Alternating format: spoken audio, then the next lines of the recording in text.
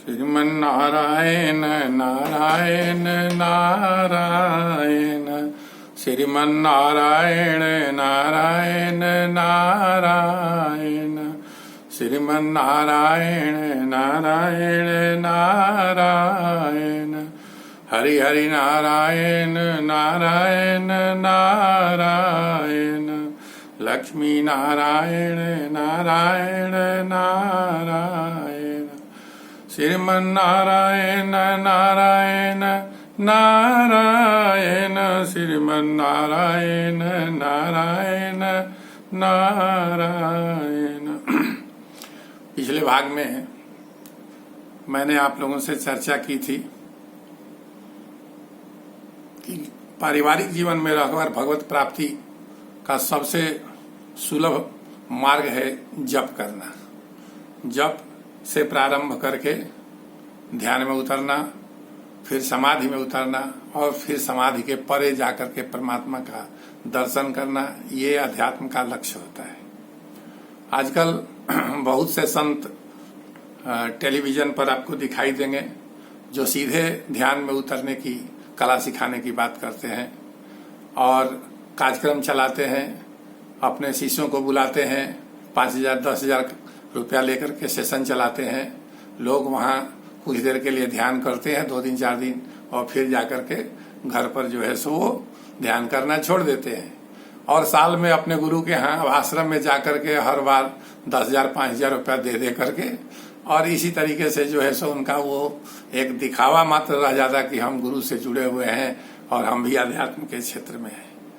लेकिन मित्रों, मेरा कहना ये है, मेरा जो व्यक्तिगत अनुभव, मैं जो कुछ भी आपको बताने जा रहा हूँ या बता रहा हूँ, जो साधना में 20 वर्षों का जो अनुभव है, जो परमात्मा ने मुझे बताया है, जो स्वयं उन्होंने अनुभूत कराया है, मैं उसी को बता रहा हूँ। बहुत कम मामले में किसी शास्त्र की बात को मैं आपको बताने का प्रयास करूंगा, उसको संपुष्ट करने का जो मुझे फील हुआ और जो शास्त्रों से लगा कि ये सही है, टैली कर रहा है, मैच कर रहा है, तभी मैं उसको आपको बताऊंगा। तो जप के बिना पारिवारिक जीवन में रह करके भगवत प्राप्ति या संन्यास के जीवन में भी मुश्किल है। आप किसी भी पुराण में चले जाइए, शिव पुराण में जाइए, जप का विधान दिया हुआ है। 21,600 बार 24 घंटे के भीतर मनुष्य की सांस चलती है, उसका आधा यानी करीब 11,000 जप करने का प्रत्येक दिन प्रावधान किया गया है सन्यासियों के लिए, और उसका आधा गृहस्थ जीवन में, पारिवारिक जीवन में रहने वाले लोगों के लिए प्रत्येक दिन जप का प्रावधान है। ये 5,500 होता है। अगर 5,000 भी नित्य अगर जप किया जाए तो 6 साल में ये करीब 1,08,00,000 के आसपास पहुंच जाएगा जप। मैं आपको ये बताने जा रहा हूं कि आप 24 लाख जप करने का संकल्प लीजिए। और शुरू में संकल्प करना बहुत अच्छा रहता है, लेकिन संकल्प भी बाद में कठिनाई उत्पन्न करने लगता है, क्योंकि जैसे ही आप किसी चीज का संकल्प करते हैं, खास करके आध्यात्मिक क्षेत्र के लिए, तो मन उसको विकल्प में बदलने का प्रयास करता है। आप निर्णय लीजिएगा कि मैं आज से जप करना शुरू करूंगा या कल से शुरू करूंगा, तो जैसे ही जप प्रारंभ करने आज कर लेते हैं तो कल दूसरे दिन मन कोई दूसरा व्यवधान पैदा कर देता है। कभी हॉस्पिटल का चक्कर लगा देगा, कभी कहीं जाने की जरूरत पड़ जाएगी, कभी आलस हो जाएगा, कभी नींद नहीं खुलेगी, और 2-3-4 दिन ऐसे ही मन करते रहेगा, और अंत में आपको ये लगेगा कि ये काम हमसे नहीं होगा और आप छोड़ दीजिएगा। लेकिन मैं आपको ये बता रहा हूँ कि आप एकदम छोटे संख्या से शुरू कीजिए। सर्वप्रथम मैंने आपको पिछले अंक में भी बताया था कि मनुष्य का लक्ष्य क्या है, भगवत प्राप्ति। परमात्मा विष्णु रूप में, राम रूप में है, कृष्ण रूप में है, जिनको महाराम महाकृष्ण कहा जाता है, महाविष्णु कहा जाता है, उन तक आपको पहुंचना है। जो विष्णु के बारे में हम लोग जानते हैं, शिव जी के बारे में जानते हैं, या ब्रह्मा जी के बारे में जानते हैं, ये लोग भी काल से ही प्रभावित हैं। ये इस लोक के ब्रह्मा विष्णु महेश हैं। ये ब्रह्मा विष्णु महेश जब तक ये पृथ्वी है तब तक ही है, लेकिन जो महाविष्णु है या महाराम या महाकृष्ण जिनको कहा जाता है, वो अनादि है, अनंत है, अजन्मा है, परमानंद स्वरूप हैं, तो वो सर्वव्यापी हैं, अलख निरंजन हैं, वो उनका विशेषण है।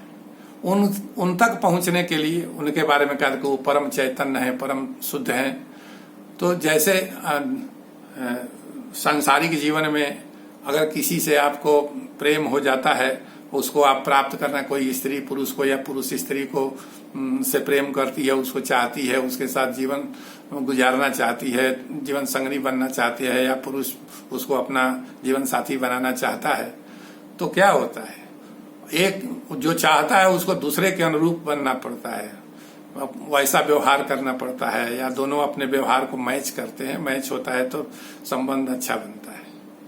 उसी तरीके से परमात्मा से जैसे ही आप मिलने का प्रण करते हैं कि भगवत प्राप्ति करेंगे इस जीवन में, तो ये मान लीजिए कि आपको परमात्मा के जैसा बनना है। परमात्मा परम शुद्ध है, परम चैतन्य है, तो परम शुद्ध और परम चैतन्य आपको भी बनना है, लेकिन इसमें समय लगेगा।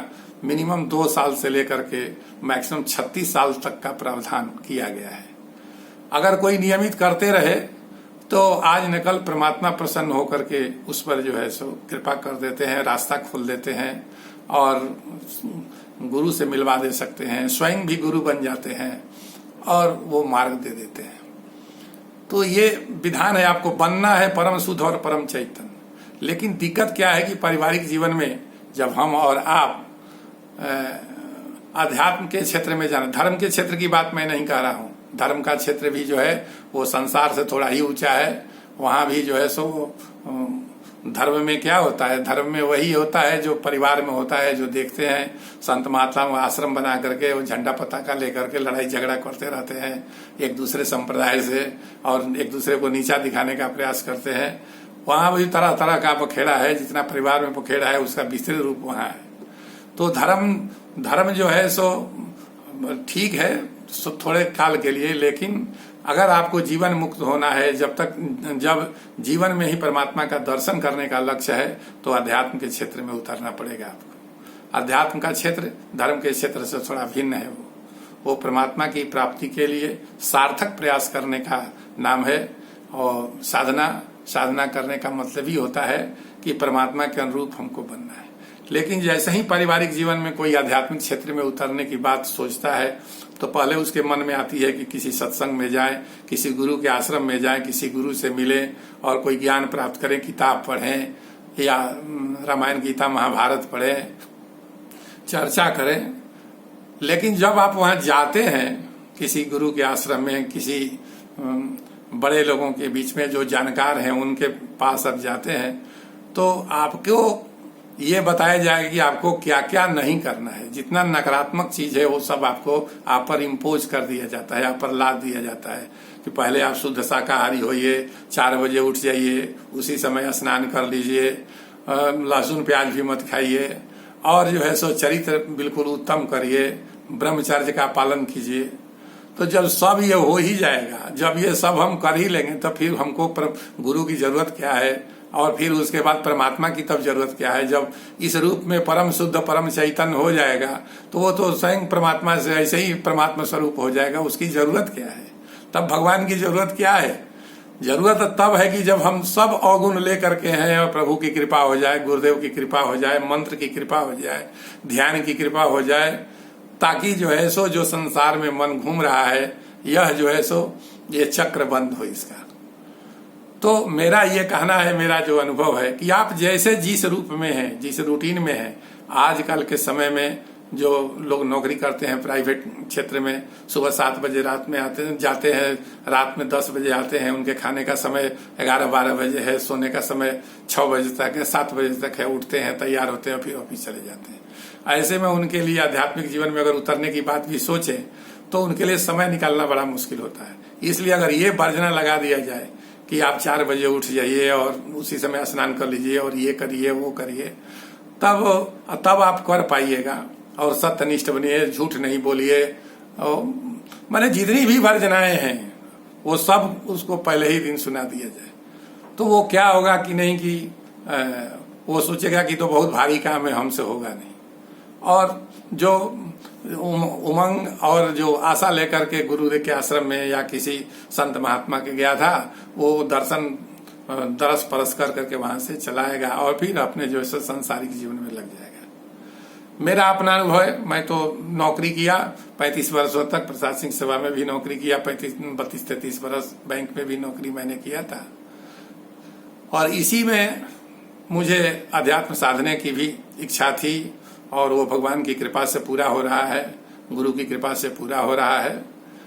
तो मेरा ये कहना है कि आप जैसा भी हैं, आप चरित्रहीन हैं, आप मांसाहारी हैं, आप शराबी हैं, आप जैसा भी हैं, आप 7 बजे उठते हैं कि 9 बजे उठते हैं, इससे कोई फर्क नहीं पड़ता है। आपको करना यह है कि भगवान का नाम लेना है, जप करना है। नाम लेना एक दूसरी बात है, नाम जप को एक निश्चित समय, एक निश्चित अवधि के लिए, निश्चित संख्या को एक निश्चित समय और निश्चित स्थान पर स्नान करके थोड़ी देर कर लिया जाता है और फिर दिन भर उसके स्मरण में, उसके मेमोरी में रहा जाता है।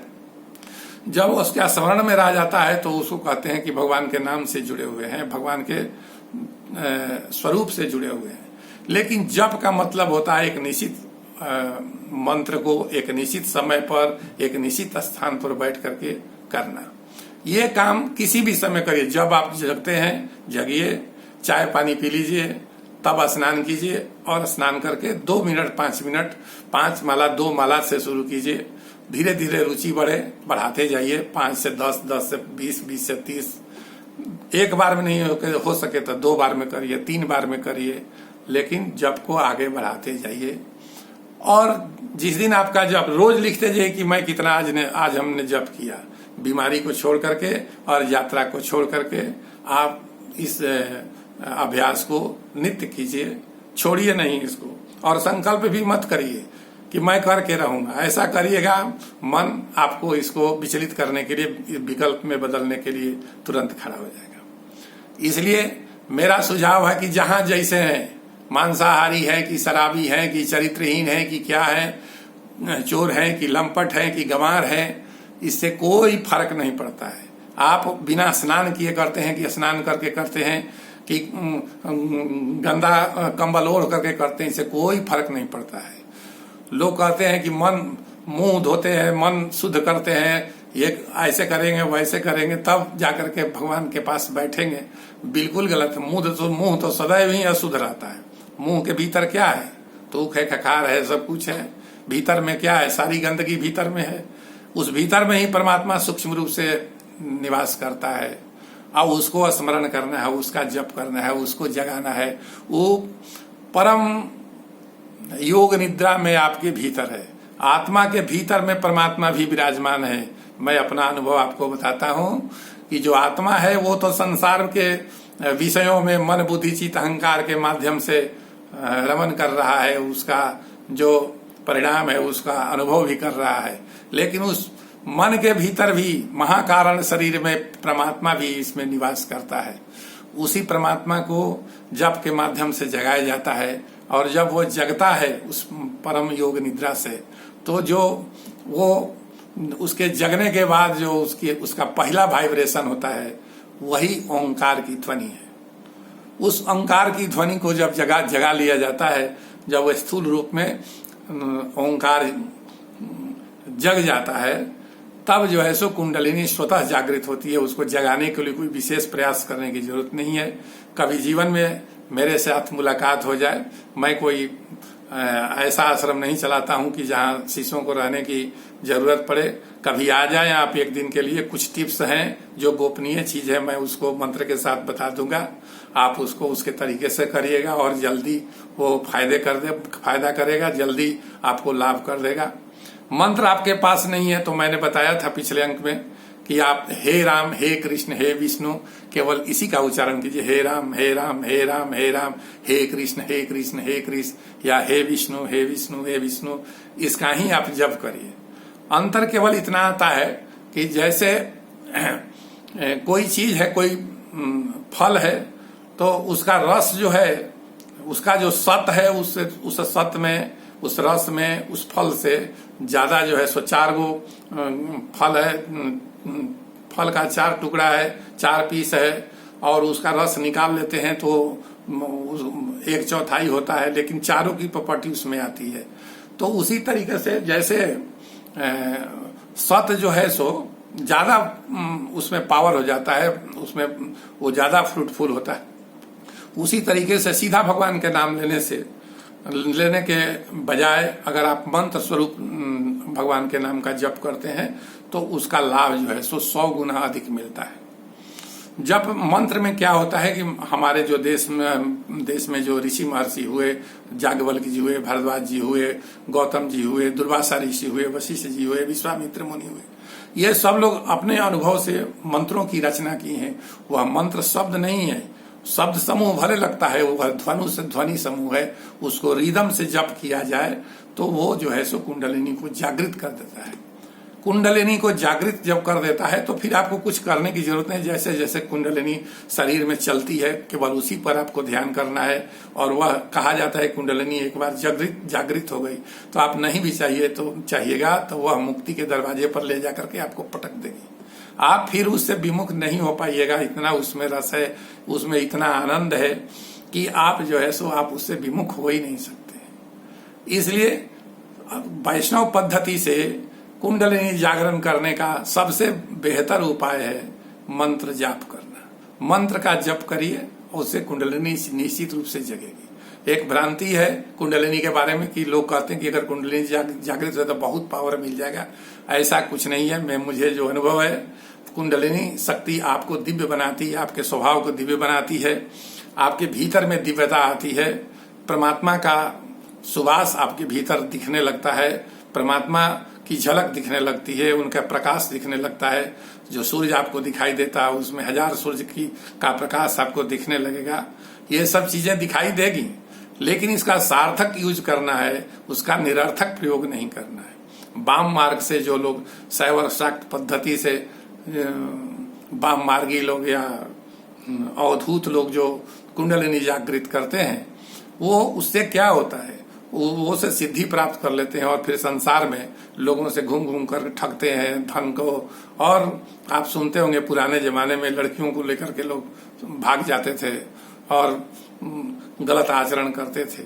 आपको ये पुराने जमाने में सुनने को मिलता होगा कि लोग गांव-गांव में आकर के और लड़कियों को लेकर भगा के चले जाते थे। ये सब वही है कुंडलिनी शक्ति से जो सिद्धि प्राप्त होती है। सिद्धि सदैव जो है सो आदमी को गड्ढे में गिराती है। इसलिए जब वैष्णव पद्धति से कुंडलिनी जागृत हो, भीतर दिव्यता हो, तो भगवान से बार बार यही कहा जाता है कि प्रभु आपके सिद्धि की हमको जरूरत नहीं है, हमको आपके भक्ति की जरूरत है, हमें आपके ध्यान की जरूरत है। आप ध्यान लगे, इसके लिए उपाय कर दीजिए। हमको आपकी सिद्धि नहीं चाहिए, हमको केवल भक्ति चाहिए। तो आगे मैं भक्ति के बारे में, भक्ति भी 2 प्रकार की होती है, परा और अपरा भक्ति, उसके बारे में बताऊंगा। आज मैं आपको मंत्र कैसे जपा जाए इसके बारे में बता रहा था। आप 24 लाख जप कर लें और फिर हमसे बात करें। मैं आज के वीडियो के डिस्क्रिप्शन बॉक्स में राम कृष्ण और विष्णु के 3 मंत्र को लिख दूंगा। आप उसमें उनको जप करिए। और किसी प्रकार की अगर कोई परीक्षा हो, कोई पूछने की आवश्यकता हो, कोई प्रश्न हो मन में, तो आप मेरे कमेंट बॉक्स में डाल दीजिएगा, मैं उसका जवाब दे दूंगा। अथवा शाम को 7:30 से 8:30 बजे हर शनिवार रविवार को मैं उपलब्ध रहता हूं। आप उस फोन से भी आप हमसे बात करके आप वस्तु स्थिति को समझ सकते हैं, सीख सकते हैं। कभी मौका लगे शनिवार और रविवार को आप हमसे मुलाकात भी कर सकते हैं, सुबह 7 बजे से लेकर 10 बजे के बीच में। तो मैं जो इस थोड़ा गोपनीय जो इसमें है तरीका, मैं उसको बता दूंगा। तो मेरा आज का वीडियो का कहने का खास मकसद ये रहा कि आप जो है सो किसी भी रूप में भगवान के मंत्र का जाप करिए। भगवान के मंत्र अगर नहीं मिला है तो हे कृष्ण, हे राम, हे विष्णु का ही जप कीजिए, और लेकिन जप करिए जरूर। जैसे ही आप जप करें, लोग कहते हैं कि चरित्र का निर्माण कीजिए। चरित्र का निर्माण कभी मत करिएगा। चरित्र का निर्माण करिएगा तो निर्माण करने का अहंकार आपको तुरंत लगे कि मैं तो बहुत चरित्रवान हूँ, लेकिन जिस दिन अनुकूल परिस्थितियां आ जाएंगी तो उस दिन आपका चरित्र भंग हो जाएगा। जैसे कि आप देख रहे हैं बड़े बड़े संत महात्मा के साथ क्या हो रहा है। चरित्र को खिलने का मौका दीजिए। जब जो सुख शारीरिक संबंध बनाने में है, उससे अगर 1000 गुना सुख शरीर के भीतर आपको मिलने लगेगा तो ये तुच्छ चीज कौन उसको पूछने जाएगा। आपका चरित्र जो है सो भीतर से बनेगा, फिर उसकी आवश्यकता ही नहीं रहेगी। भगवत प्राप्ति में जिस दिन ये लगेगा कि ये शरीर, ये ब्रह्मचर्य तोड़ना बाधक है, तो आप ब्रह्मचर्य तोड़िएगा ही नहीं। ब्रह्मचर्य का बहुत महत्व है अध्यात्म में, लेकिन उसको स्वयं ही सधना चाहिए। मंत्र जप से जब भीतर दिव्यता आएगी, तब जो है सो आपका ये चरित्र का निर्माण होगा, स्वयं ब्रह्मचर्य लगने लगेगा। उसके तरफ आपको झांकने का भी मन नहीं करेगा, अनैतिक काम नहीं करे। नैतिक तो है, पत्नी के साथ रहिए, कोई दिक्कत नहीं है। एक पत्नी, एक नारी ब्रह्मचारी कहा जाता है। एक पत्नी के साथ रहिए, उस आप ब्रह्मचर्य की श्रेणी में रहते हैं। आप अनुकूल समय देकर करिए, कोई प्रॉब्लम नहीं है। लेकिन अनैतिक काम अनैतिक ही होता है, लेकिन उसको छोड़ने का अहंकार आपको धर लेगा अगर प्रयास कीजिएगा तो। और 2 दिन 4 दिन करिएगा, फिर आपको पकड़ लेगा। इसलिए आप उसको भूल जाइए, आप मंत्र जाप करिए, दिव्यता को भीतर से जगने दीजिए। ओंकार का जब सृजन हो जाएगा तो मैं आपको बताऊंगा कि उसके बाद क्या सृजन होगा, या अगले कभी वीडियो में जब चर्चा होगी तो मैं पूरा कुंडलिनी जागरण के बाद जो शरीर में नीचे से ऊपर तक जो हलचल होती है, जो कुंडलिनी की चाल है, मैं उसके बारे में बारी बारी से आपको निश्चित रूप से बताऊंगा। जो मुझे जो अनुभव हुआ है वो मैं निश्चित रूप से आपको बताऊंगा, लेकिन कुछ कुछ उसमें मैं जो इम्पोर्टेंट चीज है उसको मैं छिपा दूंगा, ताकि कोई जान करके समझ करके किसी दूसरे को अपने ज्ञान से प्रभावित करके उसको ठगने का उपाय न कर सके। क्योंकि अध्यात्म में और धर्म में ठग विद्या की कमी नहीं है। आप देखिए रहे संसार में क्या हो रहा है, धर्म के नाम पर कितनी लूट मची हुई और अध्यात्म के नाम पर कितना ठगा जा रहा है।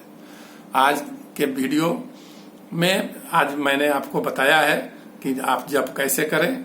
आज मंत्र का भी उल्लेख डिस्क्रिप्शन बॉक्स में कर दूंगा। बोलिए श्री राम जय जय राम, श्री राम जय जय राम, श्री राम जय जय राम, श्री राम जय जय राम, श्री राम जय राम। राम राम रटते रहो, जब लगी घाटों में प्राण, कबहू तो दीन दयाल के भनक लगेगी कान। बोलो जय सिया राम जय सिया राम, जय सिया राम जय सिया राम। अंत में इस अनंत कोटि ब्रह्मांड के प्रत्येक जीवों के हृदय में निवास करने वाले करुणा निधान परमात्मा प्रभु श्री राम को नमस्कार करते हुए आज वाणी को विश्राम देता हूँ। धन्यवाद।